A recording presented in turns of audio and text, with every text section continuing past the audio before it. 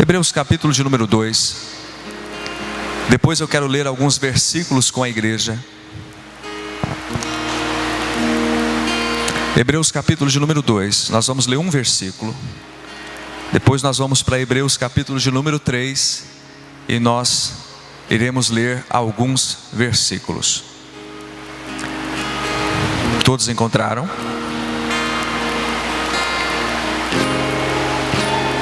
Glória a Deus. Todos encontraram? Hebreus capítulo de número 2.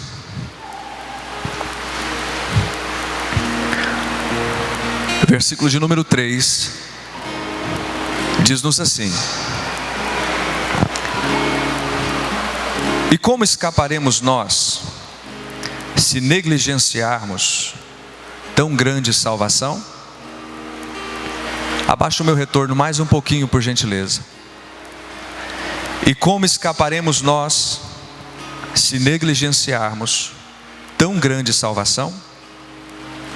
Capítulo 3, versículo de número 7 a seguir, diz assim: Assim, pois, como diz o Espírito Santo, hoje, se ouvirdes a sua voz, não endureçais o vosso coração, como foi no dia da provação no deserto, onde os vossos pais me tentaram, pondo-me à prova, e viram as minhas obras por 40 anos. Por isso, me indignei contra esta geração e disse: Estes sempre erram no coração. Eles também não conheceram os meus caminhos. Assim, jurei na minha ira: não entrarão no meu descanso. Tende cuidado, irmãos, jamais aconteça haver em qualquer de vós perverso coração de incredulidade que vos afaste do Deus vivo.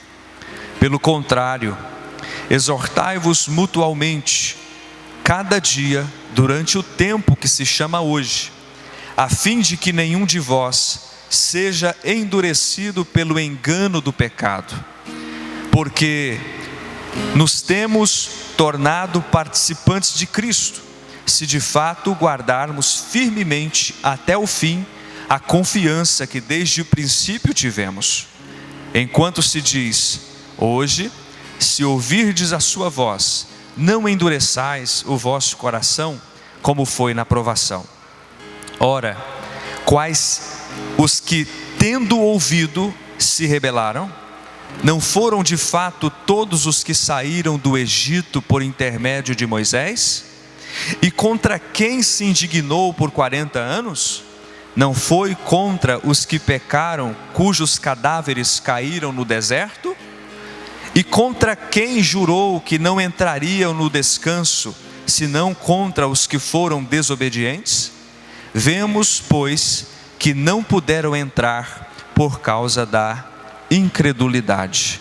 Capítulo 4, versículo 11 diz assim: Esforcemo-nos, pois, por entrar naquele descanso, a fim de que ninguém caia, segundo o mesmo exemplo de desobediência.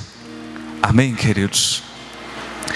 Eu gostaria que você prestasse bastante atenção nesta mensagem que brevemente eu quero compartilhar com vocês.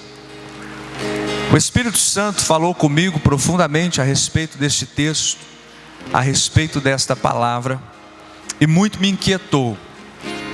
Eu já tinha preparado uma outra mensagem, mas o Senhor foi me inquietando, eu falei: não, eis-me aqui, Senhor, estou aqui para falar aquilo que o Senhor deseja falar. Queridos, este texto fala sobre aquilo que é central no Evangelho, aquilo que é o principal, o mais importante, o primordial, a nossa salvação. Eu sei que dentro do contexto cristão foi inserido muitas coisas, e as pessoas, elas vêm à igreja com muitas expectativas, em busca de muitas coisas, de soluções, de curas, de milagres financeiros, de restauração da família, do casamento, dos filhos. Tudo isso é legítimo. Tudo isso, sobre tudo isso existe promessa. Nós podemos buscar, nós devemos buscar. Mas existe um assunto muito mais importante do que tudo isso. Porque você pode ter restaurado a sua vida na terra. Você pode receber prosperidades e riquezas de Deus. Você pode receber a restauração da sua família e o retorno dos seus filhos para Cristo. Você pode receber a restituição do seu casamento. Mas tudo isso é perecível. Tudo isso um dia vai deixar de existir. Tudo isso um dia vai passar, porque a Bíblia diz que as coisas passam, mas Deus permanece para sempre. Então tudo que você almeja para a sua vida na terra pode ser adquirido, mas não é o primordial, não é o mais importante, não é aquilo pelo qual o motivo central da morte de Cristo. Jesus morreu porque nós estávamos separados de Deus, destituídos da glória de Deus, éramos inimigos por natureza e estávamos destinados à condenação eterna. Eu e você estávamos destinados a morrer e a estarmos eternamente distantes de Deus. Nós éramos inimigos por natureza. Mas na morte de Jesus Cristo, nós alcançamos o favor de Deus.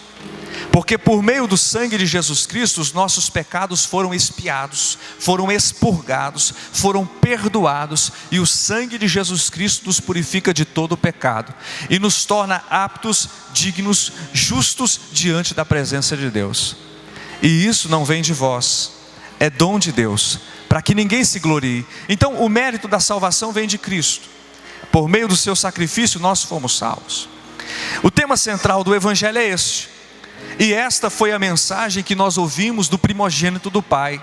Foi a mensagem que nós ouvimos de Cristo enquanto Ele esteve na terra. Ele curou enfermos. Ele saciou a fome e a sede daqueles que pereciam. Mas a sua mensagem sempre foi: arrependei-vos, porque é chegado o reino de Deus. A mensagem de Jesus Cristo nos despertava a atenção para aquilo que é mais sério, para aquilo que tem um valor eterno, para aquilo que não passa, para aquilo que permanece em toda a existência. Sempre que existir vai permanecer: a salvação. Foi por isso que Jesus Cristo foi tão incisivo e falou de forma com tanta autoridade e coragem a respeito deste importante tema: salvação. Eu não sei se você observou, mas nas leituras dos evangelhos você vai perceber que Jesus Cristo trata mais sobre inferno do que sobre céu. Jesus Cristo falou mais sobre a condenação do que propriamente a salvação, para nos alertar, para estarmos apercebidos, para estarmos atentos, para estarmos preocupados, porque a salvação é pela graça, sim. Mas a mesma graça que salva é a mesma graça que traz juízo, e muito mais severo. Não sei se você observou a leitura que nós fizemos em Hebreus 2:3. Como escaparemos nós se negligenciarmos tão grande salvação? Eu não sei se você observou, mas este texto mostra a severidade da graça, porque nós não merecíamos, como de fato não merecemos, nós não somos dignos, nós não tínhamos nada que pudéssemos oferecer por nós mesmos, mas o Senhor nos alcança por meio do sangue de seu Filho. E agora, se nós desprezarmos este sangue precioso que foi derramado, o apóstolo que escreve este texto nos pergunta: como escaparemos nós de tão grande salvação? Isso é muito sério. Eu não sei se você parou para pensar o quanto é sério. O quanto é sério pensar que alguns anos sobre esta terra define toda a nossa existência na eternidade. Eu estava analisando, queridos, alguns textos e observando quantas pessoas passaram por esta terra, que começaram tão bem, que tiveram tamanha intimidade e profundidade com Deus e que se perderam no meio da caminhada. E eu me assustei. Quantas pessoas que você analisando, era inimaginável que essas pessoas pereceriam e perderiam a sua salvação, não dava para perceber jamais isso, e que aconteceram com elas. O que nos faz pensar que isso não pode acontecer comigo e com você? Quantas pessoas, eu te pergunto nessa noite, que você já conheceu, que talvez tenha caminhado contigo, que talvez tenha andado com você, e essa pessoa já foi, essa pessoa se distanciou de Cristo, essa pessoa já está no mundo, essa pessoa já não tem mais nada de Deus. O que te faz pensar que isso não pode acontecer com você? É por isso que o escritor aos Hebreus nos desperta a atenção a respeito deste tema importante, para nós não negligenciarmos a nossa vida cristã. Ele começa relatando a jornada do povo hebreu, do povo que saiu do Egito rumo ao deserto, para a terra prometida juntamente com Moisés, mas que não chegou. Todo aquele povo, 2 milhões de pessoas, 3, não sei, todo aquele povo saiu com a mesma promessa, a promessa de entrar no descanso de Deus, que era a terra prometida. Todo aquele povo caminhou com Deus, viu sinais maravilhosos, receberam da provisão e da multiplicação divina, ouviram a voz de Deus, sentiram sua presença, viram seus milagres. Mas sabe o que aconteceu? Aquele povo não entrou